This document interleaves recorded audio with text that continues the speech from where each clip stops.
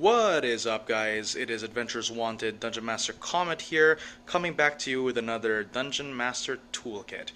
I originally planned to have another Lessons Learned video popping up as a next video, but sadly those videos take slightly more time to come up with, brainstorm over, and record. And these Dungeon Master Toolkit videos are much easier to make, considering that these are we're talking about rules, mechanics, and new tips and tricks we can learn together, both as experienced and newbie dungeon masters. So the topic of this Dungeon Master Toolkit video will be roleplay and exploration and overland travel, considering rules already present within the Dungeon Master's Guide.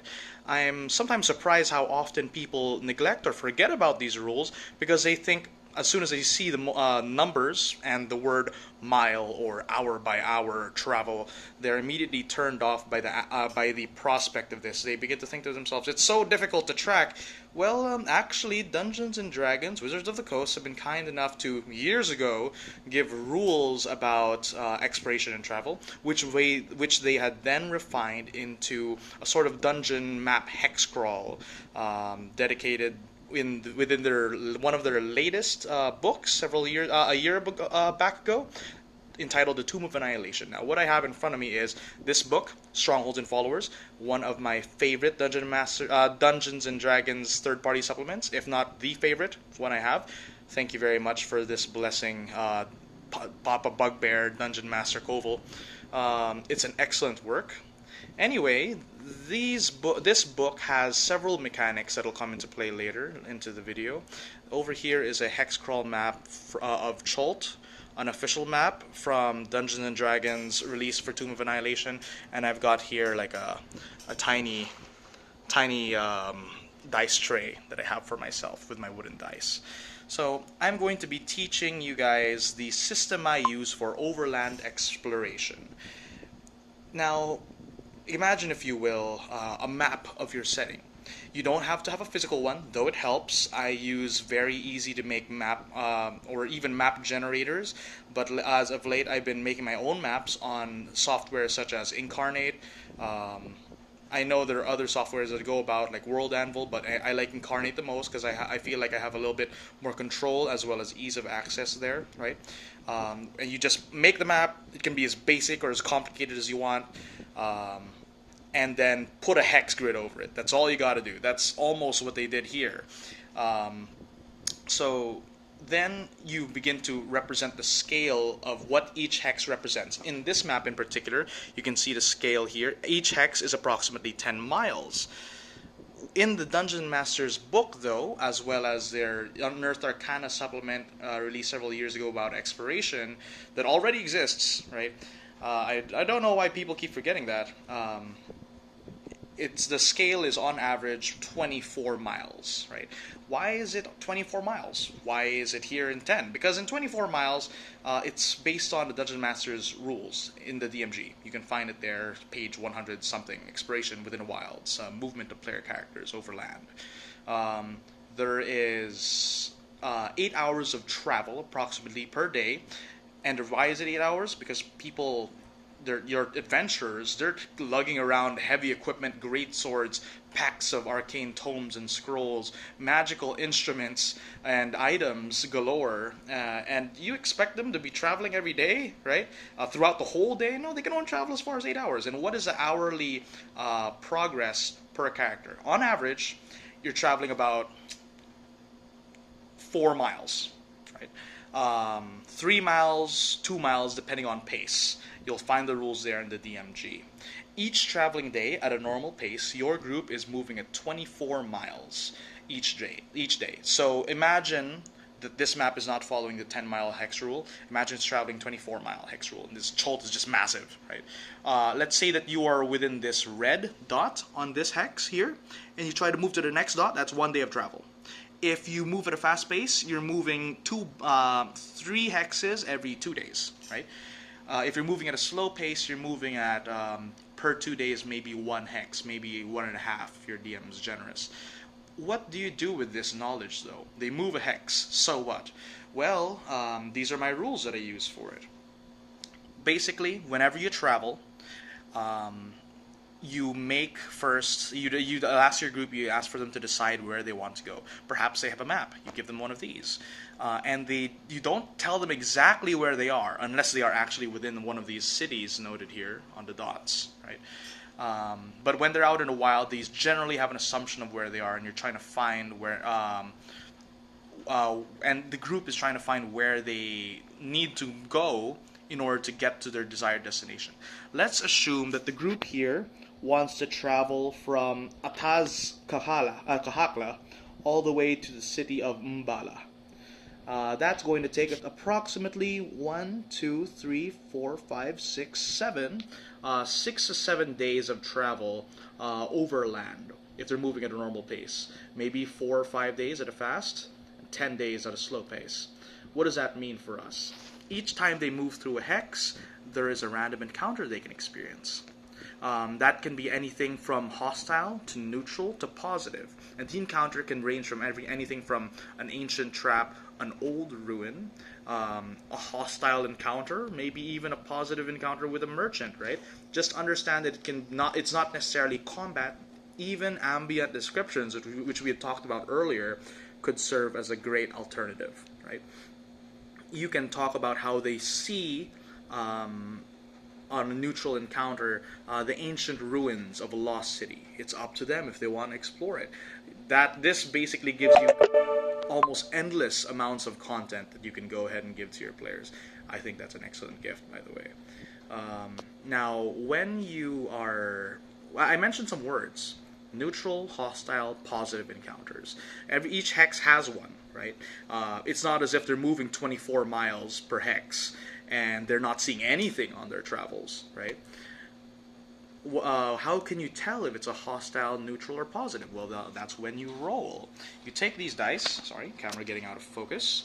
You take these dice over here, and based on where they're heading, you as a DM know what's within the immediate area. This system requires a mastery of your setting. You need to understand what's there, what is probable, what is impossible. For example, if you're moving through a desert, it's impossible for you to encounter upon the tops of the sands an aboleth, right? By definition, they need water, right? But it is highly possible they will encounter a bullet or a blue dragon. Very, very probable. You know that they could possibly unearth some ruins within that desert, but it is very unlikely that they will find a jungle temple. Perhaps an oasis, but almost never a sea. It geographically does not make sense. Mastery of the campaign setting is important for this.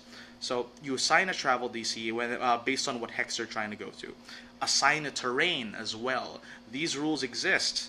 The ranger rules are there for a reason, and the reason why people think the rangers are weak is simply they forget to use the rules for travel. You look upon the hex, assign the terrain. It could be forest, mountains. Me personally, I like applying dual terrain because I don't believe that terrain is usually just singular. For example, if it's a rocky hillside with multiple prairies, I'd say it's mountain grasslands. Now, based on that, you can look upon random encounter sheets or wilderness sheets within the Dungeon Master's Guide, and they have nice little tables if you don't want to make your own.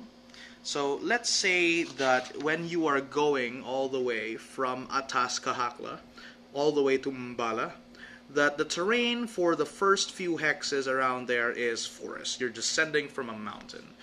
Now, the ranger would have a field day if that's his chosen terrain, and of course, if you're playing this campaign, you better have. Why would you choose Arctic and Schult, right? And you know what's in the jungle. As a dungeon master, you decide it's going to be quite difficult for him to go there because there's a band of goblin marauders that live there. There are these powerful giant constrictor snakes. There are assassin vines that lash out at the character.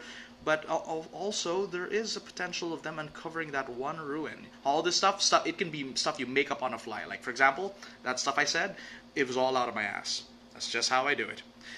You make the roll. The player group, they can assign to make a group check or assign a representative to guide them through the wilderness, right? So then, that said guide makes a survival check and that is against a travel DC. What is a travel DC? It can be anything from 5 to no DC to 10 to all the way to 30 if you think it's impossible to move through this. For example, the cursed lands, the wastelands of Ketzigal in my setting, were ruled by Carcian horrors and flesh warp beings, infested head to toe with aberrations. I'd say that's a DC 20 minimum to avoid a hostile encounter. Let's say that this place is dangerous and it's a DC 10. There's a good chance you'll encounter a hostiles there or some sort of hazard. So I roll. Let's say I am a cleric trying to pass a DC. I need to get a 10 or higher. My wisdom's quite high. I have a +3. It's a low level. I make a roll. That is a 17 +3, right? Now I succeeded that DC 2 times over, right? I got a total of a 20 on my check. What does that mean? So if you exactly pass the DC, you experience no hostile encounter. There's no combat that happens, no hazard, no trap, no disease the group contracts. Instead, if you just by passing the DC, nothing happens. Simply describe what they see as they move through that hex. It could be a strange thicket that glows within the wilderness. It could be some interesting plant life. But just because it's neutral doesn't mean they can't get themselves into trouble. It's up to you as a DM. Use your noggin. I'm sure you guys can do that. Then but since I rolled a 20, I passed so high. What does that mean? Well, for me, if you pass a DC more than 5, you gain a positive encounter, not just a neutral one. That's what you get for passing the DC. A positive encounter, it could mean you stumble upon a corpse, still giving off the ambiance that this is a dangerous place. But the corpse has some interesting loot upon it. Now, people may think it's a trap, they might overthink, but bottom line is, they find some interesting magical items, maybe some potions, extra food, and that's very helpful within the jungles of Chult. And that's awesome, right? The higher they pass the DC, let them find maybe a minor magical item if they pass the DC 2 times over, right? For example, let's do another example. One of my players are moving through the wastelands of Ketzigal. The DC is 20. But this time, I'm not just a cleric, I'm a ranger. I have a +8 to my roll. You can still get that at low levels, right? If you roll high enough on the stats. I am going to make the roll now. I have a +8 bonus. I need to get a 20. Otherwise, my group will be attacked by aberrations, or perhaps fall into a pitfall trap, or stumble upon desecrated ground. I make the roll. That is a 17 +8. Now that's massive. So despite moving through the wastelands of Ketzigal, perhaps I find an ancient keep ruined ages ago of an ancient empire. Or maybe I have found a group of other survivors or other adventurers moving their way across, and they are willing to trade for exceedingly low prices because they are desperate for their own materials. You can come up with NPCs for that. It's quite easy. All these things, coming up with them on the fly, and also it adds this depth of this world that the characters are moving through. So often in games, dungeon masters, they say, oh, you go from point A to point B, roll on the dice. It was a good place. You traveled through the forest. It was all nice. Use up your food and rations. Here, you're traveling a hex a day, and explanations per day. The characters can choose to gloss over them, unless, of course, they fail that survival DC. Of course, add the terrain. Explain to your ranger that he has to double check if his terrain matches. Maybe the ranger wants to track, find better places to pass by. A nice addition you could do, right, is if they're moving through a place not well known to them, the ranger can try to track for tracks that other creatures have moved through, perhaps to find a secret passage that is not well known to common folk moving through this place, or maybe even stumble upon their lair if they're unlucky. Completely up to you. You have your narrative. You have the narrative helm upon the ship that is your campaign setting. Anyway, that's how I run my exploration within my campaigns. I have a hex map. Players know where they want to go. Perhaps they buy a map in game, of course, and they understand how many hexes, how many days it is. But of course, traveling there is difficult unless you have a road. The only time I apply no DC at all is when they're traveling a road. But still, man-made roads can only go through the places that are safest, and those places usually take a long time. In the map of my new setting, Lingrevod, that I'm going to be releasing quite soon, once it's finished, because it's a one-man army here, though I do have the very kind help of some of my players making the art. The map is going to take quite a while, right? Actually. But anyway, so in my map, the roads, they move in winding paths, avoiding mountains, avoiding deep forests, right? Only moving through very plain and well guarded areas, and those take days to travel those roads. If you can cut through the wilderness, you get there in almost half or 2/3 of the time. That's the benefit of traveling through the wilderness. If you know what to do, you usually get to your places faster. It's like walking a straight line to cross a curb, right? Rather than having to take a huge U-turn just because you're in a car. You know what I mean? Anyway, just to wrap this video up, I'm just going to explain how I use the strongholds and followers rules in this setting. I understand it is a very popular supplement, and it is very well deserved. This book goes over, not going to show you too much because I don't want to get striked, the uses of strongholds and, well, followers. Anything from barbarian camps, castles, wizards' towers, pirate ships that can be used and placed in a setting. It shows that it has a domain effect, a regional effect that these strongholds can give you. Simple. Let's say that you have a stronghold here, put it on a map, drop it down, not in a hex, but that at the intersection point, sorry there's a little bit of lens flare, at the intersection point between 3 other hexes. You see that? Right over there. Yeah. So, based on the level of stronghold, I apply the region, the territory, being a radius of hexes around that spot based on the level. So, for example, a level 1 stronghold, let's say that this is a dot where a stronghold is right here in, not the pure thing, this one, right?